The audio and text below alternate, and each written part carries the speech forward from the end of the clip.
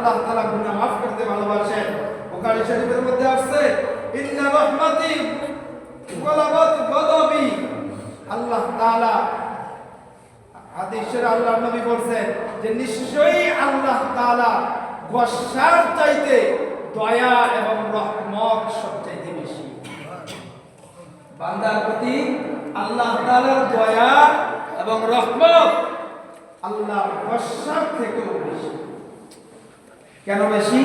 যে 100% রহমতের মধ্য থেকে 99% রহমত আল্লাহ নিজের কাছে রাখছেন, আর 1% রহমত আল্লাহ তাআলা দুনিয়ার সমস্ত মাখলুকাতের মধ্যে বন্টন করে দিয়েছেন। ওই যে 99% যে রহমত দয়া আল্লাহর কাছে রাখছে, এই 99 রহমত এবং দয়ার মাধ্যমে আল্লাহ তাআলা কিয়ামতের দিন বান্দার বিচার শুরু করবেন। সুবহানাল্লাহ। ওই 99% রহমত দয়া কিয়ামতের দিন বান্দার উপর আল্লাহ তাআলা প্রয়োগ করবেন। 1% দুনিয়ার সমস্ত মাখলুকের মধ্যে দিয়েছেন। এই 1% রহমত আর দয়া এই এটার ঠেলায় দুনিয়ার মধ্যে দেখেন একজন আরেকজনের প্রতি কি পরিমাণ ভালোবাসে। আপনি একটু তাকিয়ে দেখেন আপনার পরিবারের মধ্যে মা যে আছে, মা তার সন্তানকে কি পরিমাণ ভালোবাসে।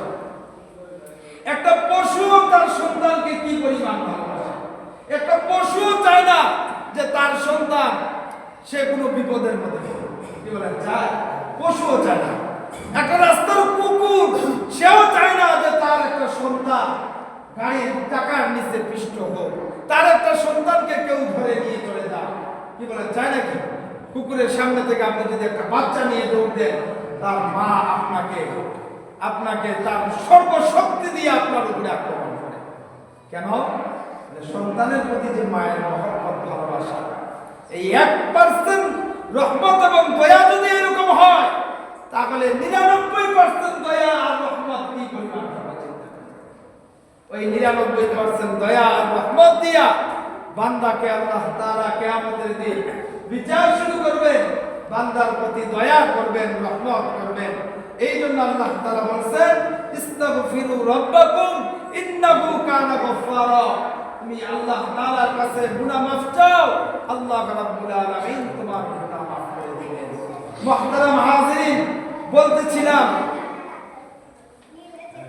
যে আমাদেরকে আল্লাহ তাআলা মাগফিরাতে গুনাহমুক্ত জীবন দেওয়ার জন্য মাঝে মাঝে কিছু অফার দিয়েছিলেন।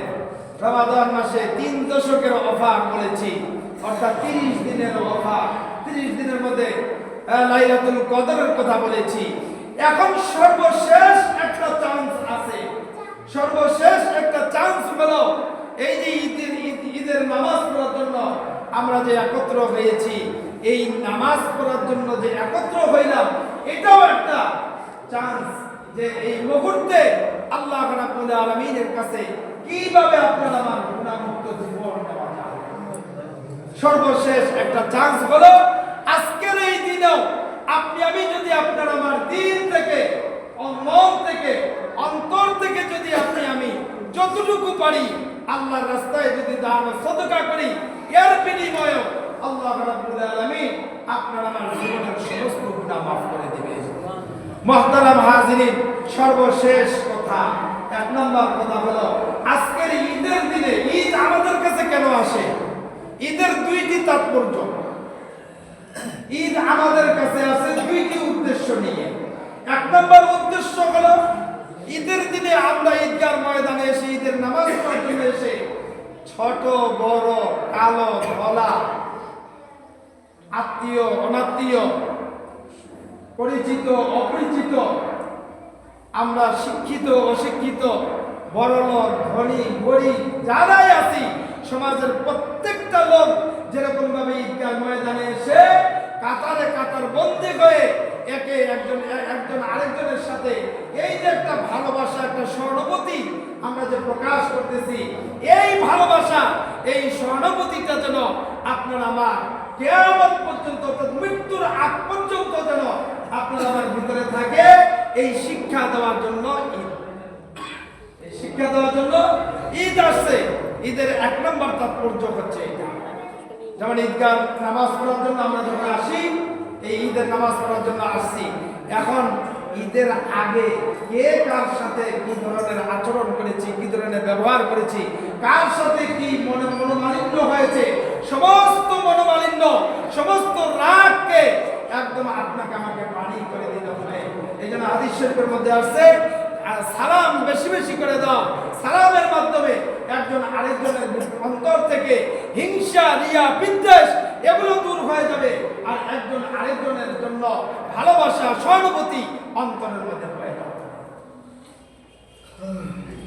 এই জন্য সালাম বেশি বেশি করে দিতে হবে। 2 নম্বর কথা হলো ঈদের 2 নম্বর তাৎপর্য, আজকে যেরকম ভাবে আপনি আমি উত্তম কাপড় পরিধান করে অথবা নতুন কাপড় পরিধান করে গোসল করার পরে সুগন্ধি মেখে নতুন কাপড় পরে যেমন আমরা নাকি ঈদের নামাজ পড়ার জন্য আসছি, ঠিক তেমনি ভাবে মনে রাখবেন, মনে রাখতে হবে এই কথাটা সবসময় সর্বক্ষণ মনে রাখা লাগবে। একদিন আসবে যেই দিন এরকমই নতুন কাপড়, এরকমই গোসল দিয়ে নতুন কাপড় দিয়ে আবারও ময়দানে এই ধরনের ঈদগাহ মাঠে ঈদগাহ নামাজ পড়ার জন্য যেরকম ময়দানে মানুষ যায়, ঠিক তেমনি ভাবে ওই একই ময়দানে ওই দিন আপনার জানাজার নামাজ পড়ার জন্য মানুষগুলো সমবেত হবে। কি বলেন, হবে কি হবে না? হবে না? আজকে যেরকম ভাবে আপনি আমি ঈদের নামাজ পড়ার জন্য সমবেত হয়েছি, ঠিক তেমনি ভাবে একদিন যেই দিন আপনার আমার পুরা জীবনটা স্তব্ধ হয়ে যাবে, পুরা জীবনটা থুবড়ে যাবে, একদম ব্রেক হয়ে যাবে, ওই সময় ওই দিনটাতে ঠিক এরকম ভাবে সমস্ত মানুষ সমবেত হবে জানাজার নামাজ পড়ার। ওই দিনটার স্মরণ করতে হবে। ওই দিনটার যদি স্মরণ আপনি আমি করতে পারি, তাহলে আপনি আমি একটা গুণামুক্ত জীবন আল্লাহর কাছ থেকে নিতে পারবো। ঈদের শিক্ষা এবং ঈদের তাৎপর্য এটাও একটা, যে ঈদের দিন যেরকম ভাবে গোসল করে নতুন কাপড় পরে সুগন্ধি লাগিয়ে ঈদগাহ মাঠে এসেছি, একদিন এমন একটা দিন আসবে যেই দিন আপনাকে গোসল করাইয়া নতুন কাপড় পরিধান করাইয়া এরপরে সুগন্ধি মাখাইয়া আপনার জন্য ওই একই ঈদগাহ ময়দানে জানাজার নামাজ পড়ার জন্য সমস্ত মানুষগুলো সমবেত হবে। ওই দিনটার স্মরণ করুন। আল্লাহ রাসূল হাদিস শরীফের মধ্যে বলছে, ও আমার উম্মতরা শুনো, ওই দিনটার স্মরণ করো যেই দিনটা তোমার পুরা জীবনটাকে স্তব্ধ করে দিবে, পুরা জীবনটাকে একদম ব্রেক করে দিবে। না ওই দিন তোমার ব্যবসা তুমি করতে পারবা, না চাকরি করতে পারবা, না পয়সা কামাইতে পারবা, না তোমার ঘরে তুমি থাকতে পারবা, এমনকি যে ঘরটা, যে বিল্ডিংটা তুমি তৈরি করেছো, ওই বিল্ডিং এর ওই ঘরও তোমাকে রাখবে না। ওখান থেকে টেনে হেসতে নামিয়ে তোমাকে বাহিরে বারান্দায় অথবা রাস্তার মধ্যে খাটলির মধ্যে রেখে দিবে, তুমি ওই ঘরেও থাকতে পারবে। যেই স্ত্রীর সাথে তুমি দীর্ঘ সময় তুমি কাটিয়েছ, দীর্ঘ সময় সংসার করেছ, বিছানায় শুয়েছ, ওই বিছানা ওই স্ত্রীও তোমাকে এক মুহূর্তের জন্য রাখবে, এক সেকেন্ডের জন্য রাখবে না। আল্লাহ রাসূল বলেন, ওই দিনটা স্মরণ করো, ওই দিনটা স্মরণ করো। তাহলে আজকের এই ঈদের দিনে 2টা শিক্ষণীয় বিষয় আমাদের মাঝে, আর হলো এই 2 শিক্ষা যদি আপনি আমি নিতে চাই, তাহলে গুণামুক্ত জীবন আপনাকে আমাকে করতে হবে। আর গুণামুক্ত জীবনের জন্য আল্লাহর কাছে চাইতে হবে। আল্লাহ রাব্বুল আলামিন আজকের এই ঈদের দিনে সর্বশেষ গুণামুক্ত জীবনের জন্য, আল্লাহর প্রিয় বান্দা হওয়ার জন্য আল্লাহ তাআলা সর্বশেষ চান্স রেখেছেন, সেটা হলো আল্লাহর রাস্তায় বেশি বেশি করে খরচ করা। এই জন্য তো সদকাতুল ফিতরের কথা বলা হয়েছে, যে ঈদের মাঠে যাওয়ার আগেই সদকাতুল ফিতর আদায় করে তারপরে ঈদের মাঠে আসা। কেন? বলে সমাজের মধ্যে এমনও কিছু মানুষ আছে যে মানুষগুলো তার এক সন্তানের জন্যই 15 থেকে 20,000 টাকা খরচ করে মার্কেট করে দেয়। কিন্তু সমাজের মধ্যে এমন কিছু অসহায় ব্যক্তি আছে, গরিব ব্যক্তি আছে, যারা 100 টাকা মার্কেট করার জন্য তাদের চিন্তা হয়, একদিকে মার্কেট করলে আরেকদিকে হয় না, একদিকে যদি সন্তান মার্কেট করে আরেকদিকে ঘরের বাজার হয় না। এই ধরনের গরিব অনেক ব্যক্তি আছে, এরকম অনেক ফকির আছে, অনেক অসহায় ব্যক্তি আছে। এরাও যেন তুমি ধনী ব্যক্তি দেখে তোমার সন্তানের দিকে তাকিয়ে ঈদের দিন নতুন জামা পরবে, আনন্দ উৎফুল্ল করবে, তারাও যেন তোমার সন্তানের সাথে আনন্দ উৎফুল্ল করতে পারে, আনন্দটা যেন সকলে সমানভাবে ভাগ করে নিতে পারে। সেই জন্য আল্লাহ তাআলা সদকাতুল ফিতরের ব্যবস্থা করেছেন যে ঈদের নামাজ যাওয়ার আগেই এই সদকাতুল ফিতর তুমি আদায় করে দাও। এর মাধ্যমে এই অসহায় ব্যক্তিগুলো, এই গরিব মানুষগুলো তারা তাদের নিজের বাড়ির খাবারের ব্যবস্থা করবে, নিজের পরনের ব্যবস্থা করবে। এর মাধ্যমে তারাও তোমাদের সাথে, ধনীদের সাথে ঈদের আনন্দটা ভাগাভাগি করে নিবে। এই জন্য মুহতারাম হাজিরিন, আজকের এই দিনের সর্বশেষ এই চান্স হলো যে আল্লাহর রাস্তায় বেশি বেশি করে খরচ করা। আল্লাহু আকবার, আল্লাহু আকবার, লা ইলাহা ইল্লাল্লাহু, আল্লাহু আকবার, আল্লাহু আকবার, ওয়া লিল্লাহিল হামদ। যারা আসতেছি ভাই দ্রুত চলে আসি, 9টায় ঠিক জাস্ট 9টায় আমরা ইনশাআল্লাহ জামা শুরু করে দিব। যারা আসতেছি দ্রুত চলে আসি, দ্রুত চলে আসি ইনশাআল্লাহ। এরপরে ঈদের নামাজের পরে সালাম ফিরানোর পরে আমরা অনেকেই কিন্তু চলে যাই, দোয়া করি না, খুতবাও শুনি না। খুতবা পড়া সুন্নত, খুতবা শোনা হলো ওয়াজিব। ঈদের নামাজটা ওয়াজিব নামাজ, নামাজ আদায় করলাম, এরপরে খুতবা শুনবো না, না শুনে যদি চলে যায় তাহলে ওয়াজিব তরক করার গুনাহ আপনার আমার মধ্যে জমা হয়। ওয়াজিব তরক করার গুনাহ নিয়া এই ঈদের আনন্দের দিনে, যেই দিন আল্লাহ তাআলা আপনার আমার জন্য গুনাহ মুক্ত জীবনের চান্স রেখেছেন, গুনাহ মাফ করে নেওয়ার চান্স রেখেছেন, ওই দিনে যদি আমি গুনাহ করেই বাড়িতে ফিরি তাহলে আপনার আমার কি অবস্থা? তাহলে আজকের এই ঈদের দিনে ঈদের জামাতে আসে কি লাভ? এই জন্য ঈদের নামাজের সালাম ফিরার পরে আপনার খুতবা যখন পড়া হবে চুপচাপ আপনার খুতবা শুনবো। ওই সময় কোনো কাজ করা যাবে না, কোনো কথা বলা যাবে না, চুপচাপ আমরা খুতবা শুনবো। খুতবা শোনার পরে এরপরে খুতবা শেষ হলে তারপরে আমরা সকলেই দোয়া করে আল্লাহর কাছে গুনাহ মাফ চেয়ে আমাদের পরিবার পরিজন, পিতা মাতা, আত্মীয় স্বজন যারা কবরবাসী হয়ে গেছে তাদের জন্য গুনাহ মাফ চেয়ে সারা পৃথিবীর সমস্ত মানুষের জন্য দোয়া করে আমরা এরপরে এখান থেকে বিদায় নিব। তাহলেই আল্লাহ তাআলা আজকের এই ঈদের দিনের যে পুরস্কারের ঘোষণা করেছেন, এই পুরস্কার আল্লাহ তাআলা আপনাকে আমাকে দিবেন। রমাদান মাসে যারা আমরা রোজা রেখেছি, রোজাদারদের পুরস্কার আল্লাহ রাব্বুল আলামিন নিজ হাতে দিবেন। নামাজের পুরস্কার ফেরেশতাদেরকে বলেন, ফেরেশতারা লিখো। আপনি হজ করেছেন, হজের সওয়াব ফেরেশতাদেরকে বলেন লিখো, সওয়াব লিখতে থাকো। কোরআন তেলাওয়াত করছেন, ওইটাও বলছেন লিখো। তুমি দান সদকা করছো, ফেরেশতাদেরকে বলছেন যে তুমি তার জন্য সওয়াব লিখো। কিন্তু আমার বান্দা যে হালাল 3 বস্তু থেকে সকাল থেকে নিয়ে সন্ধ্যা পর্যন্ত এই যে বিরত থেকেছে, এই সময়টা, এই আমলটার সওয়াব ফেরেশতারা তোমরা লিখবা না, আমি আল্লাহ রাব্বুল আলামিন নিজ কুদরতি হাতে বান্দাকে এটা পেশ করব। আসসালামু আলাইকুম ওয়া আনা রোজার সওয়াব একমাত্র আল্লাহ রাব্বুল আলামিন নিজেই দিবেন। আরেক riwayতের মধ্যে আছে যে রোজার বিনিময়ে আল্লাহ তাআলা বান্দার জন্য নিজেই হয়ে যাবেন, সুবহানাল্লাহ, নিজেই হয়ে যাবেন, নিজেই পুরস্কার। আর কোরআনে কারীমের মধ্যে আল্লাহ রাব্বুল আলামিন বলেন আদরুন আযীমা, আল্লাহ তাআলা বলেন বান্দাকে কি পরিমাণ দিবেন, আল্লাহ রাব্বুল আলামিনের শান অনুযায়ী দিবেন। আল্লাহ তাআলা তার শান অনুযায়ী দিবেন। আল্লাহ তাআলার শান কি পরিমাণ? যে আল্লাহ তাআলার শানের কোনো সীমা নাই। বলে কতক্ষণ দিবেন? আল্লাহ আছে যতক্ষণ বান্দাকে আল্লাহ রাব্বুল আলামিন সওয়াব দিবেন ততক্ষণ। বলে আল্লাহ আছে কতক্ষণ? আল্লাহ যে কতক্ষণ আছে সেটা আল্লাহই ভালো জানেন, দুনিয়ার কেউ জানে না। তা আল্লাহ রাব্বুল আলামিন যতক্ষণ আছেন ততক্ষণ বান্দাকে সওয়াব দিবেন। যদি আপনি আমি এই মাহে রমাদানে যেরকম ভাবে আল্লাহ তাআলা আপনাকে আমাকে অফারগুলো দিছিল গ্রহণ করেছি, আজকে ঈদের দিনে যে অফার দিয়েছে ওইটাও গ্রহণ করব।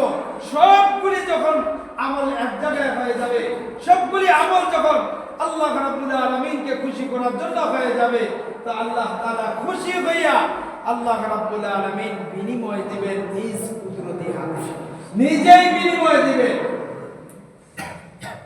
এই জন্য মুহতারাম হাজিরিন, আজকের এই ঈদের দিনে অবশ্যই আল্লাহর কাছে যেন আমরা আমাদের গুনাহ মাফ করে নিতে পারি, আমাদের গুনাহ যেন মাফ করে নিতে পারি। মুহতারাম হাজিরিন, ঈদের দিনে তো ঈদের নামাজ পড়ার জন্য আমরা উপস্থিত হয়েছি। রমাদান মাসে 30 দিন আমরা তারাবির নামাজ পড়েছি, রোজা রেখেছি, কোরআন তেলাওয়াত করেছি, জবানকে গুনাহ থেকে বিরত রেখেছি, হাতকে গুনাহ থেকে বিরত রেখেছি, চোখকে কানকে গুনাহ থেকে বিরত রেখেছি। ঠিক তেমনি ভাবে মৃত্যুর আগ পর্যন্ত অথবা আগামী রমজান আসার আগ পর্যন্ত আপনার আমার এই সমস্ত অঙ্গ প্রত্যঙ্গগুলোকে সমস্ত গুনাহ থেকে বিরত রাখা, সব ধরনের গুনাহ থেকে বিরত রাখা। কিন্তু আমাদের সমাজের বাস্তব চিত্র হলো রমাদান মাসে 5 ওয়াক্ত নামাজ জামাতের সাথে পড়েছি, কিন্তু এমনও মুসলমান আছে আজকের ফজরের নামাজটাও পড়ে, আছে না? নাই? পাওয়া যাবে না? অবশ্যই। এখন যে কথাগুলি বলবো হয়তোবা আপনাদের কাছে একটু খারাপ লাগবে, কথাগুলি একটি সত্য কথা, কিন্তু কথাগুলি তো বলতে হবে, কথাগুলি তো আপনাকে মানতে হবে। আপনি কেন মানবেন না? আপনি যদি মুসলমান দাবি করেন, তাহলে আপনি যদি সিজদা না দেন, তাহলে আপনি কেমন মুসলমান? আপনি কেমন মুসলমান হলেন? আপনি সিজদা দিলেন না, আপনার কপালে সিজদা নাই, তা আপনি কেমন মুসলমান? আপনি যে দাবিতে মুসলমান দাবি করেন, দাবিতে মুসলমান হলে হবে? আপনি ঈদের নামাজ পড়ার জন্য এসে খুব সুন্দরভাবে ঢুলে ঢুলে সুর দিয়ে ইমাম সাহেবের সাথে ইস্তেগফার করতেছেন, আস্তাগফিরুল্লাহ রাব্বি মিন কুল্লি যামবিন ওয়া আতুবু ইলাইহি। আর আপনি যে ফজরের নামাজ পড়েন না, এই বাটপারি কি আল্লাহ বুঝে না? আপনি ইমাম সাহেবের সাথে আইসা ইস্তেগফার করতেছেন খুব মজা করে, কিন্তু ফজরের নামাজ পড়েন নাই, আপনি সিজদা দেন না, আপনার কপালে সিজদা নাই, আপনার এই ইস্তেগফারে কি লাভ আছে? আপনি তো শুধু পয়সা কামানোর জন্য, শুধু ঘর বাড়ি বানানোর জন্য আপনি একটা বস্তু হইতে পেরেছেন, কিন্তু আপনি তো ইনসান হতে পারেন নাই, আপনি আল্লাহর বান্দা হতে পারেন নাই।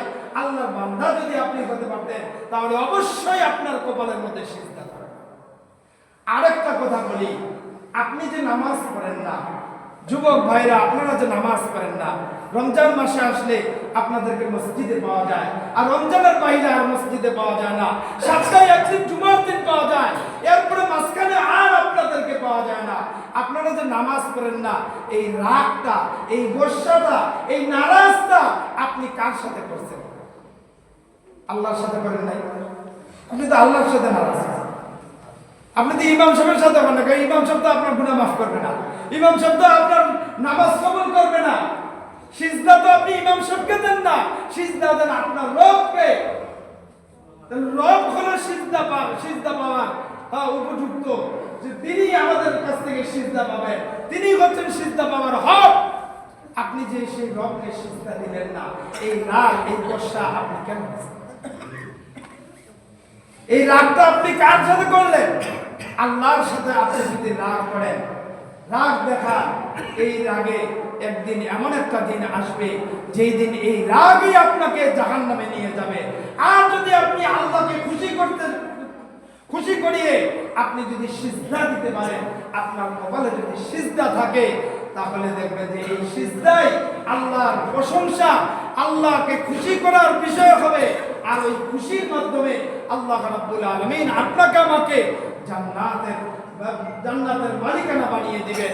এই জন্য মুহতারাম হাজিরিন, রমাদান মাসে যেরকম ভাবে আপনি আমি রোজা রেখেছি, তারাবির নামাজ পড়েছি, আপনি আমি মাহে রমাদানে যেরকম ভাবে 5 ওয়াক্ত নামাজ জামাতের সাথে পড়েছি, কোরআন তেলাওয়াত করেছি, নিজেকে সমস্ত গুনাহ থেকে বিরত রেখেছি, ঠিক তেমনি ভাবে আগামী রমজান আসার আগ পর্যন্ত 5 ওয়াক্ত নামাজ জামাতের সহিত পড়তে হবে।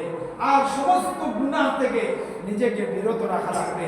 তাহলেই আপনি আমি এই ঈদের দিনের যে আনন্দ আর এই ঈদের দিনের প্রশংসা আর এই ঈদের দিনের পুরস্কার আল্লাহ রাব্বুল আলামিন আপনাকে আমাকে দিবেন।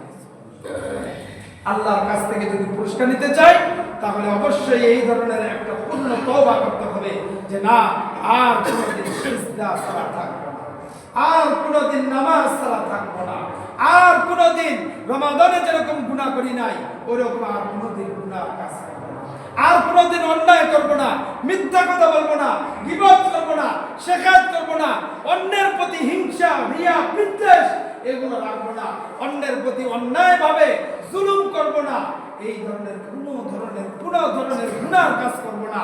এরকম যদি পূর্ণ একটা তওবা আমি করতে পারি, সত্যভাবে যদি আল্লাহর কাছে তওবা করে মাফ চাইতে পারি, তা আপনার আমার চোখের পানি নাকের ডগায় আসার আগেই আল্লাহ রাব্বুল আলামিন জীবনের সব গুনাহগুলি মাফ করে দিয়ে আজকের এই ঈদের ঈদগাহ থেকে নিয়ে ঈদের নামাজ পড়ে যখন বাড়ি যাব আল্লাহ তাআলা মাসুম বানাইয়া বাড়িতে পৌঁছায়। মুহতারাম হাজিরিন, আমরা ঈদের নামাজ আল্লাহু আকবার আল্লাহু আকবার লা ইলাহা ইল্লাল্লাহ আল্লাহু আকবার ওয়ালিল্লাহিল হামদ। যারা আসতেছে দ্রুত চলে আসি, আর 1 মিনিট আছে, 1 মিনিটের মধ্যে আমরা নামাজের নিয়মটা জানিয়ে দিব, এরপরে আমরা ইনশাআল্লাহ কাতা সোজা করে নামাজ শুরু করে দিব। যারা আসতেছে দ্রুত চলে আসি। ঈদের নামাজ বছরে 2 বার আসে, জানাজার নামাজ মাঝে মাঝে আসে, 5 ওয়াক্ত নামাজ প্রতিদিন পড়া হয়, কি বলেন তাই না? এজন্য 5 ওয়াক্ত নামাজ পড়া আমাদের জন্য একটু সহজ। অনেক সময় আমরা কিন্তু জানাজার নামাজ আর ঈদের নামাজ এক করে ফেলাই। ঈদের নামাজে যেরকম খালি হাত উঠায়, অনেকে দেখবেন জানাজার নামাজের মধ্যে দাঁড়াইয়া হাত প্রথমে বাইন্দা পরে খালি বাবা খালি হাত উঠায়, হাত উঠায় মনে করছে যে ঈদের নামাজ আর জানাজার নামাজ মনে হয় একই রকম।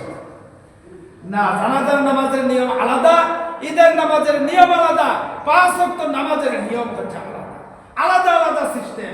আপনি জানাজার নামাজে আল্লাহু আকবার বলে একবার হাত বাঁধছেন, আর হাত খোলা যাবে না, শুধু তাকবীর দিতে হবে আর দোয়া করতে হবে, সালাম ফিরানোর পরে তারপরে হাত খোলা।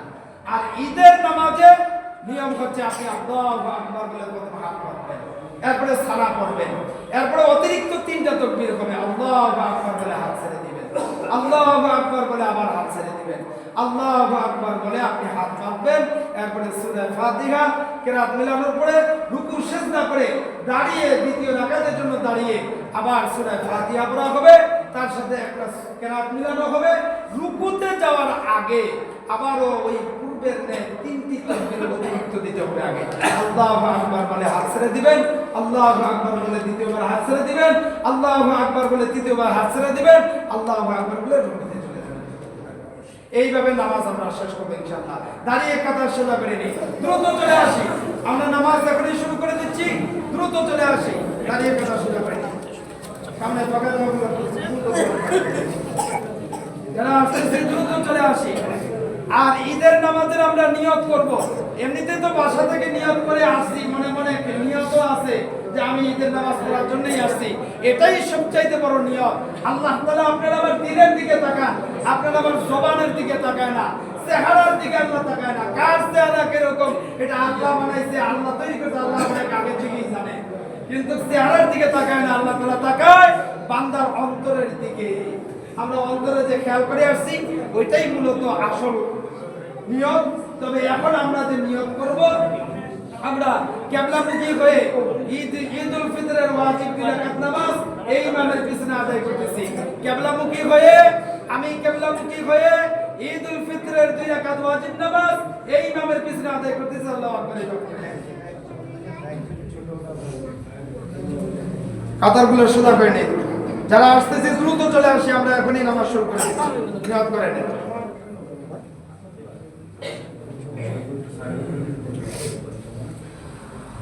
আল্লাহু আকবার।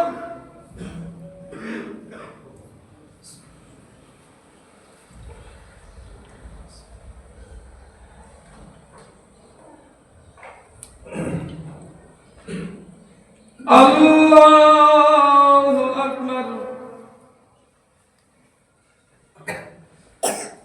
আল্লাহু আকবার। আল্লাহু আকবার। আলহামদুলিল্লাহি রাব্বিল আলামিন আর রহমানির রহিম মালিকি ইয়াউমিদ্দিন ইয়্যাকা না'বুদু ওয়া ইয়্যাকা নাস্তাঈন ইহদিনাস সিরাতাল মুস্তাকিম সিরাতাল লাযীনা আন'আমতা আলাইহিম গায়রিল মাগদুবি আলাইহিম ওয়ালাদ-দাল্লিন।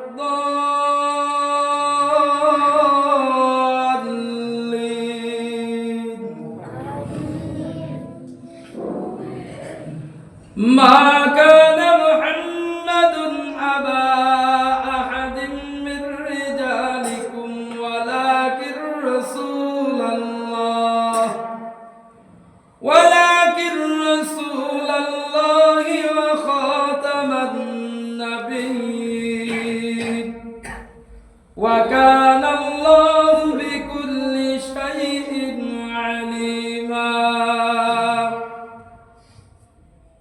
يا أيها الذين آمنوا اذكروا الله ذكرا كثيرا وسبحوه بكرة وأصيلا هو الذي يصلي عليكم وملائكته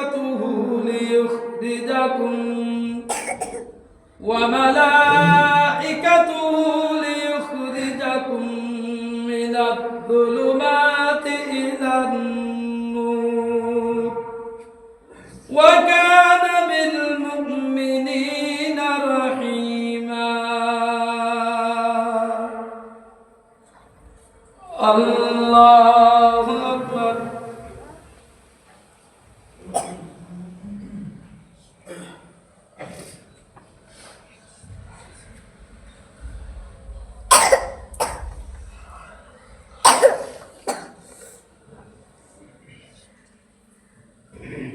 سمع الله لمن حمده. الله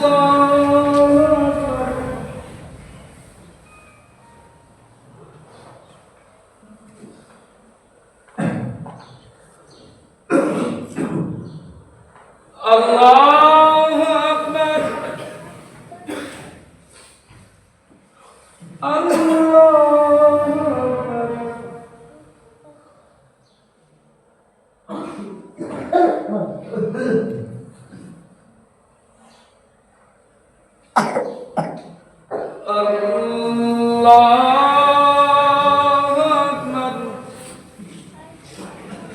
الحمد لله رب العالمين الرحمن الرحيم مالك يوم الدين إياك نعبد وإياك نستعين اهدنا الصراط المستقيم صراط الذين أنعمت عليهم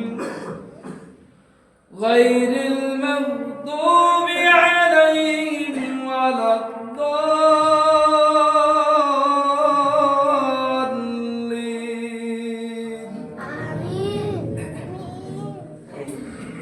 أفلا يعلم إذا بعثر ما في القبور وحصل ما في الصدور إن ربهم بهم يومئذ لخبير. الله أكبر. الله أكبر. الله أكبر. الله أكبر.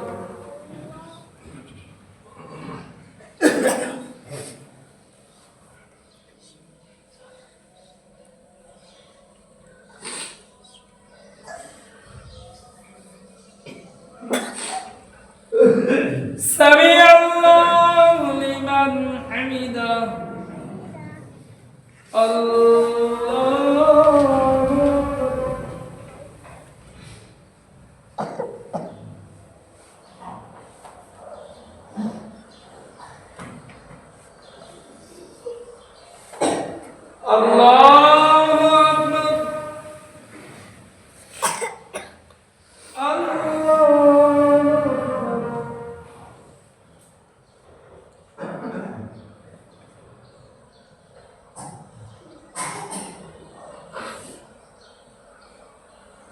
আল্লাহু আকবার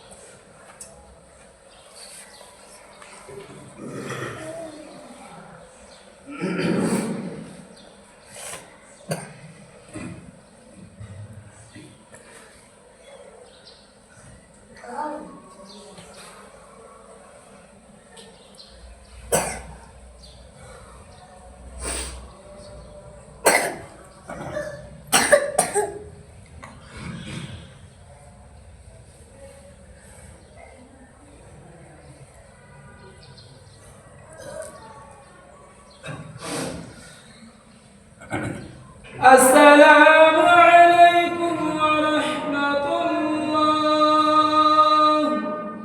السلام عليكم ورحمة الله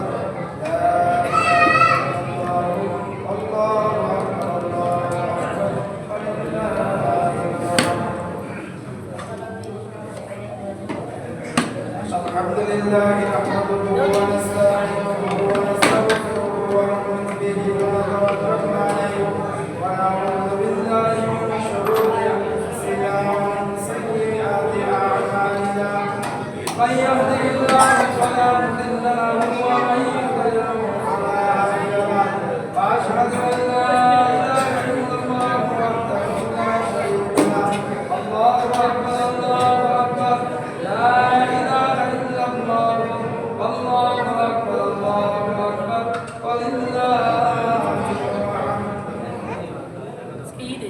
عن ابن عباس ان النبي صلى الله عليه وسلم صلى يوم الفطر ركعتين لم يصلي قبلها ولا بعدها الله اكبر الله اكبر لا اله الا الله الله اكبر الله اكبر لله الحمد وعن انس قال كان رسول الله صلى الله عليه وسلم لا يبدو يوم الفطر حتى ياكل تمرات وياكلهن وترا الله اكبر الله اكبر لا اله الا الله الله اكبر الله اكبر ولله الحمد وعن ابي سعيد الخدري رضي الله عنه قال كان النبي صلى الله عليه وسلم يخرج يوم الفطر والاضحى الى المصلى فاول شيء يبدا به الصلاه ثم ينصرف فيقوم مقابل الناس والناس جلوس على صفوفهم فيعظهم ويوصيهم ويأمرهم وإن كان يريد أن يقطع ما قطعه أو يأمر بشيء أمر به ثم ينصرف الله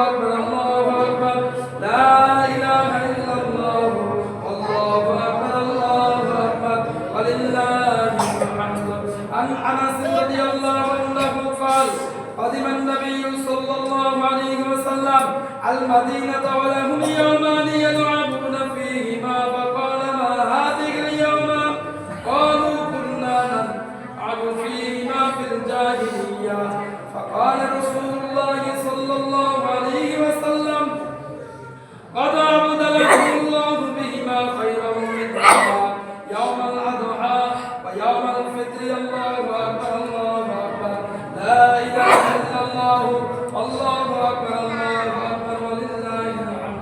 عن ابن عمر رضي الله عنه قال كان رسول الله صلى الله عليه وسلم يخرج إلى العيد ماشيا ويرجع ماشيا الله أكبر الله أكبر لا إله إلا الله الله أكبر الله أكبر ولله الحمد.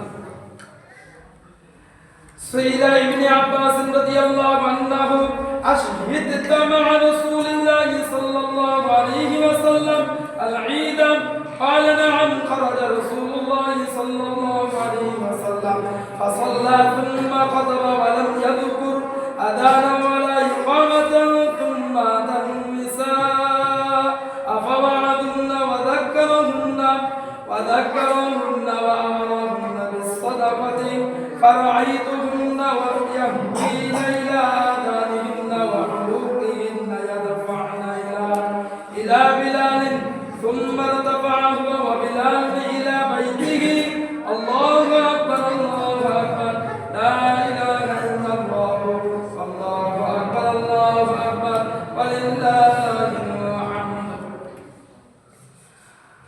قال فرض رسول الله صلى الله عليه وسلم زكاة الفطر صاعا من شعير على العبد والحر والذكر والأنثى والصغير والكبير من المسلمين وأمر بها أن تعدوا قبل خروج الناس إلى الصلاة الله أكبر الله أكبر لا إله إلا الله الله أكبر الله أكبر لله الحمد.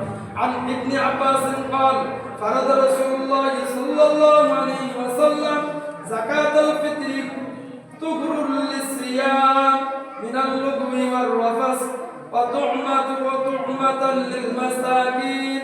وعن عمر بن شعيب عن أبيه عن جده أن النبي صلى الله عليه وسلم بعث مناديا في فجاج مكة ألا إن صدقة الفطر واجبات على كل مسلم ذكر أو أنثى حر أو عبد صغير أو كبير مدان من قمح أو سواه أو صاع من طعام الله أكبر الله أكبر لا إله إلا الله الله أكبر الله أكبر لله الحمد. الله أكبر الله أكبر لا إله إلا الله الله أكبر الله أكبر ولله الحمد. الله أكبر الله أكبر لا إله إلا الله الله أكبر الله أكبر ولله الحمد.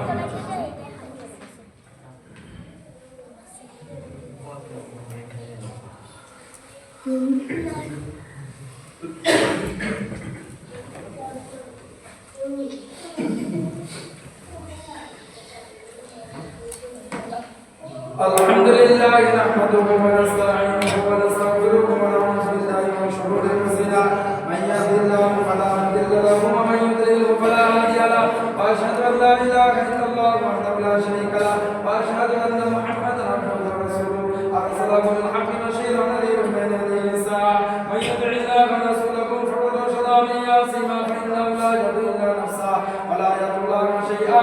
اعوذ بالله من الشيطان الرجيم. إن الله وملائكته يصلون على النبي يا أيها الذين آمنوا صلوا عليه وسلموا تسليما. اللهم صل على محمد عبدك ورسولك وصل على المؤمنين والمؤمنات والمسلمين والمسلمات وبارك على محمد وأزواجه وذريته. قال النبي صلى الله عليه وسلم ارحم أمتي بأمتي أبو بكر وأشهدهم بجبل الله وما صلى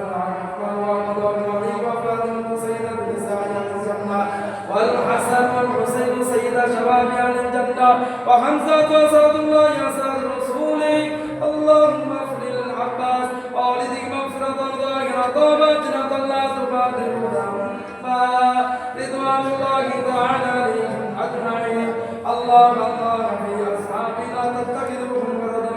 بعده فمن أحبهم فبحب أمره ومن أبغضهم فببغض أبغضه وخير أمتي قرني ثم الذين يلونهم ثم الذين يلونهم وسلطان الله في الأرض من أعان سلطان الله في الأرض أمانه الله إن الله يأمر بالعدل والإحسان وإيتاء ذي القربى وينهى عن الفحشاء والمنكر والبغي يعظكم لعلكم تذكرون فاذكروني أذكركم واشكروا لي ولا تكفرون.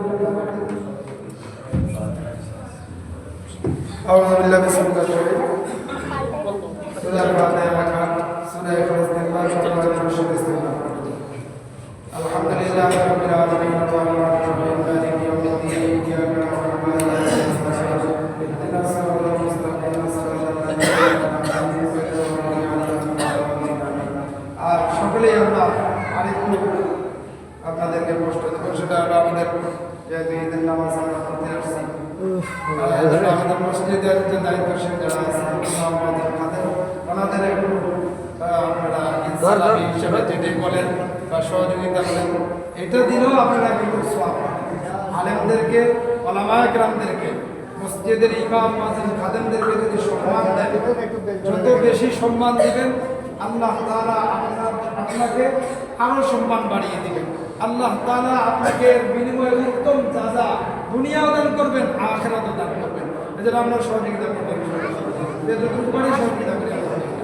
আল্লাহ তাআলা কবুল করেন আর আমরা দোয়া করতে থাকি আলহামদুলিল্লাহি রাব্বিল আলামিন আর রহমানির রহিম মালিকি ইয়াউমিদ্দিন ইয়্যাকা না'বুদু ওয়া ইয়্যাকা নাস্তাঈন ইহদিনাস সিরাতাল মুস্তাকিম সিরাতাল লাযীনা আন'আমতা আলাইহিম গায়রিল মাগদূবি আলাইহিম ওয়ালাদ-দাল্লিন আমিন বিসমিল্লাহির রহমানির রহিম কুল হুয়াল্লাহু আহাদ আল্লাহুস সামাদ লাম ইয়ালিদ ওয়া লাম ইউলাদ ওয়া লাম ইয়াকুল লাহু কুফুওয়ান আহাদ বিসমিল্লাহির রহমানির রহিম কুল হুয়াল্লাহু আহাদ আল্লাহুস সামাদ لم يلد ولم يولد ولم يكن له كفوا احد بسم الله الرحمن الرحيم قل هو الله احد الله الصمد لم يلد ولم يولد ولم يكن له كفوا احد হাদিস শরীফের মধ্যে আসছে আল্লাহর নবী বলেন যে তোমরা হয় আলেম হও নাইলে আলেমের সঙ্গী হও আলেমকে মহব্বতকারী হও চতুর্থটা হইও না হয় ছাত্র হও আলেম হও না হয় ছাত্র হও না হয় মহব্বতকারী হও আর না হয় সহযোগিতাকারী হও চতুর্থকারী হয়ে না ধ্বংস হয়ে যাবা এই জন্য আলেমদেরকে মহব্বত করবেন ভালোবাসবেন আলেমদের সাথে আদালতি দুশ্মনী রাখবেন না যদি মহব্বত ভালোবাসা রাখেন আল্লাহ নবী বলেন মান তাশাব্বাহা বিকওমিন ফাহুয়া মিনহুম দুনিয়ার মধ্যে আপনি যার সাথে মহব্বত রাখছেন কিয়ামত হবে তার সাথে একজন আলেমের সাথে যদি আপনার কিয়ামত হয় তাহলে আপনার অনেকটা কিয়ামতের দিন টেনশন দূর হবে না অনেক টেনশন দূর হয়ে যাবে হয়তো পারে এর ওসিলায় আল্লাহ আপনাকে মাফও করে দিতে পারে এই জন্য আমরা ইনশাআল্লাহ আলেমদেরকে সম্মান করবো ইজ্জত করবো আল্লাহ তাআলা সকলকে আলেমদের সাথে মহব্বত ভালোবাসা রাখার তৌফিক দান করেন আমিন আমরা দোয়া করতে থাকি আল্লাহু আহাদ আল্লাহুস সামাদ লাম ইয়ালিদ ওয়া লাম ইউলাদ ওয়া লাম ইয়াকুল লাহু কুফুওয়ান আহাদ বিসমিল্লাহির রহমানির রহিম কুল আউযু বিরাব্বিল ফালাক মিন শাররি মা খালাক ওয়া মিন শাররি গাসিকিন ইযা ওয়াকাব ওয়া মিন শাররি নাফাসাতি ফিল 'উকদ ওয়া মিন শাররি হাসিদিন ইযা হাসাদ বিসমিল্লাহির রহমানির রহিম কুল আউযু বিরাব্বিন নাস মালিকিন নাস ইলাহিন নাস মিন শাররিল ওয়াসওয়াসিল খান্নাস الذي يوسوس في صدور الناس من الجنة والناس সবাই সবার জন্য আমরা সকলের জন্য দিল খুলে দোয়া করব আলহামদুলিল্লাহি রাব্বিল আলামিন والصلاة والسلام على سيد الأنبياء والمرسلين وعلى آله وأصحابه أجمعين ربنا آتنا في الدنيا حسنة وفي الآخرة حسنة وقنا عذاب النار يا أرحم الراحمين يا الله كتب لك البلاء كنا মাস সিয়াম পালন করার উপরে আর আমি নামাজ পড়েছি কোরআন তেলাওয়াত করেছি রব্বুল আলামিন আজকে ঈদের দিন ঈদের নামাজ পড়েছি মাথায় লইয়া তোমার শাহী দরবারে সালাত করা হাত করেছি রব্বুল আলামিন আদতে পূর্বে যতটুকু আমল করেছি ভুল দরিয়ারে মাফ করে দিয়া তোমার শাহী দরবারে কবুল করে নাও আমাদের হাদিয়া লক্ষ কোটি গুণা যদি বিশমানা দিয়া দয়ার নবী মায়া নবীর রওজা মুবারক মদিনা পৌঁছে দাও तमाम अंबिया अलैहिस्सलातु वस्सलाम साहबा किराम औलिया किराम रसूलुल्लाह मुमिनात मुस्लिमीन मुस्लिमात कलमा पर मुसलमान जैसे कि इंशाअल्लाह रब्बुल किराम व मुसादा रब्बुल आलामीन আমরারা হাদুত করেছি আমরা তো গুনাহ করতে করতে গুনাহের সাগরে আমরা ডুবেইতেছি রব্বুল আলামিন আমাদের হাতের গুনাহ আছে চোখের গুনাহ আছে মুখের গুনাহ কানের গুনাহ আছে পায়ের গুনাহ দিয়া ভরপুর রব্বুল আলামিন আমাদের গুনাহ যদি আসমান পরিমাণ হয় এরপর তোমার রহমতের চাইতে বেশি হতে পারে না রব্বুল আলামিন তোমার অপরন্ত রহমতের দিকে তাকায়া আমাদের জিন্দেগীর সব গুনাহগুলি মাফ করে দাও রব্বুল আলামিন তুমি আমাদেরকে ক্ষমা করে দাও মেহেরবানি করে তুমি আমাদেরকে মাফ করে দাও তোমার আমরা তো গুনাহ করতে ভালোবাসি তুমি তো বান্দার গুনাহ মাফ করতে ভালোবাসো আমরা তোমার কাছে মাফ চাই মেহেরবানি করে তুমি আমাদেরকে ক্ষমা করে দাও আমাদের পরিবার পরিজন আত্মীয় স্বজন সকলকে মাফ করে দাও রব্বুল আলামিন আমাদের স্ত্রী সন্তানাদি পরিবার পরিজন সকলকে ক্ষমা করে দাও রব্বুল আলামিন আমাদেরকে তুমি রাজি আর খুশি হয়ে দাও আমাদেরকে তুমি উত্তম হায়াত দান করো আমাদের ইমানের মধ্যে নূর পয়দা করে দাও আমাদের মধ্যে ইখলাস পয়দা করে দাও রব্বুল আলামিন আসমানি ওয়ালা জমিনি ওয়ালা গায়বি ওয়ালা সকল মুসিবত রোগ আর বেদি আযাব আর গজব থেকে আমাদের সকলকে আমাদের পরিবারকে হেফাজত করো রব্বুল আলামিন আমরা হাদুত করেছি আমাদের মধ্যে যারা ব্যবসায়ী আছে তাদের ব্যবসার মধ্যে খার বরকত দিয়া দাও চাকরিজীবী চাকরির মধ্যে পদোন্নতি দিয়া দাও কৃষির মধ্যে বরকত দিয়া দাও আমাদের প্রত্যেকের ঘরের মধ্যে রহমত বরকত দিয়া বরকত করে দাও রব্বুল আলামিন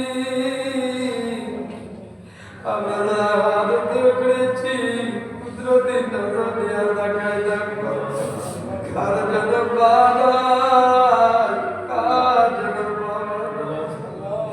রব্বুল আলামিন যার বাবা বাচ্চা নিচে বিদায় অন্ধকার করে শিয়াছে গো রব্বুল আলামিন আজকে ঈদের দিন মা যখন বেঁচে ছিল বাড়ি থেকে যখন ঈদগাহে নামাজ পড়ার জন্য বের হতাম মা মাথার মধ্যে হাত তুলে দিত বাবার হাত ধরে বাবার সাথে সাথে নিয়ে একসাথে ঈদের নামাজ পড়ার জন্য আসতো রব্বুল আলামিন ওই সন্তান নিজের হাতে নিজের আব্বাকে কবরে শোয়াইছে নিজের হাতে নিজের মাকে কবরে শোয়াইছে রব্বুল আলামিন এই যে কবরের কবর চুলাইয়া একটা ছেলে তাকায় দেখছে জিবরাইল কুদরতি আব্বা বিনা ডাক দিতে পারে না জিবরাইল কুদরতি মা বিনা ডাক দিতে পারে না রব্বুল আলামিন মা বাবার কষ্টের কথা আমরা কুদরতি বলতে পারবো না মায়ের কষ্টের কথা তো ভুলে যায় না দরবার দরজে পুড়ে মধ্যে বাধা পেয়েছিল ঠিক মতো খাইতে পারে না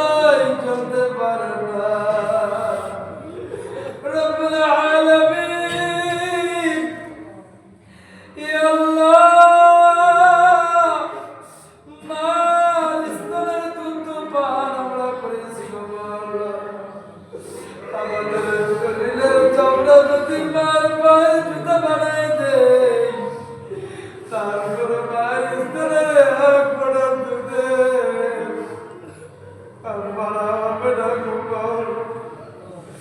রব্বুল আলামিন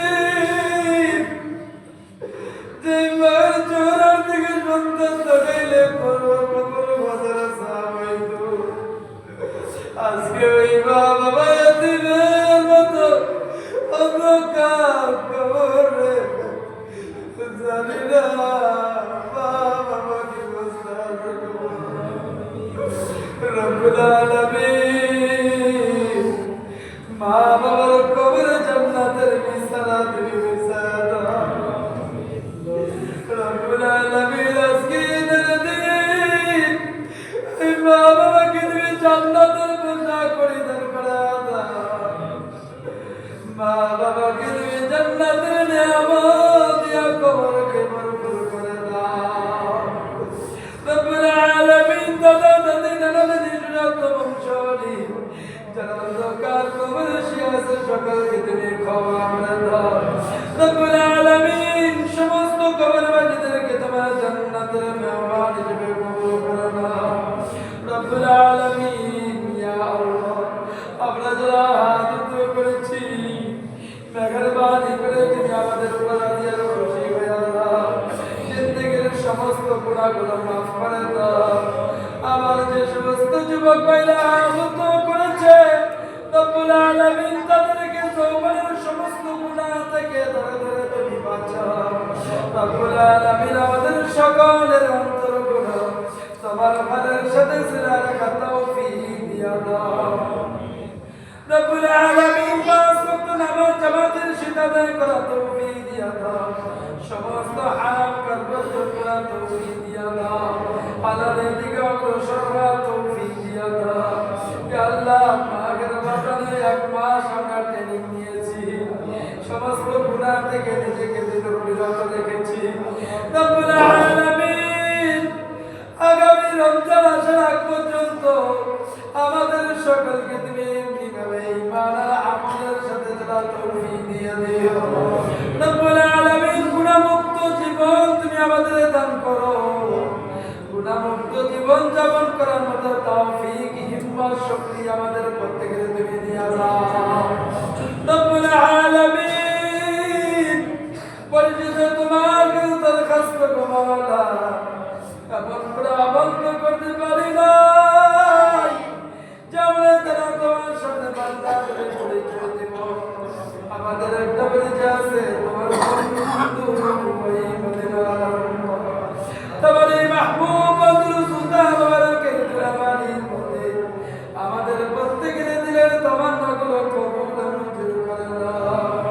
মালাকুল মউত আজাই যখন আমাদের কাছে চলে আসবে শেষ নিঃশ্বাস করার সময় প্রত্যেকের জ্ঞান ঠিক রেখে জবানে জারি করে দিও তোমার মধুর কালমা লা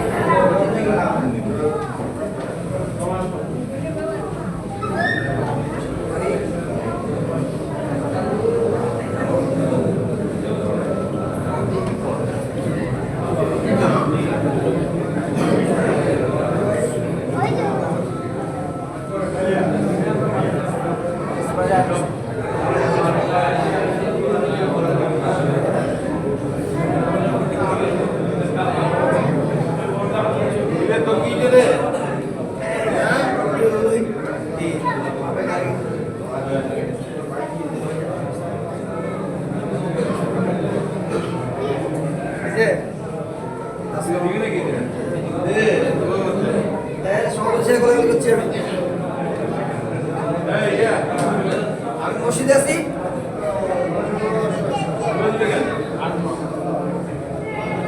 ঠিক আসছে আসে পকেট থেকে দিয়ে দাও না, দিচ্ছি আমি। আচ্ছা ঠিক আছে, বলতে সবাই ঠিক আছে, ফলাফল যদি আমাদের ভেবে দেন, ঠিক আছে, ঠিক আছে বলতেছি।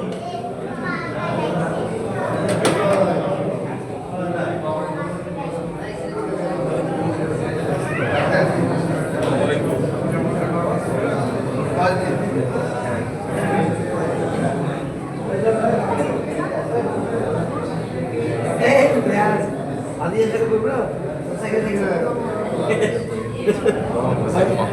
বিসমিল্লাহ গ্লাস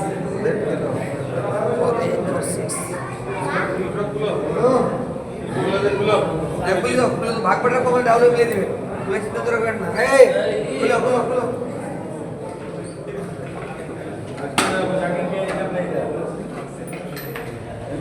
সব ডাউলে মিলে দিবে। আচ্ছা,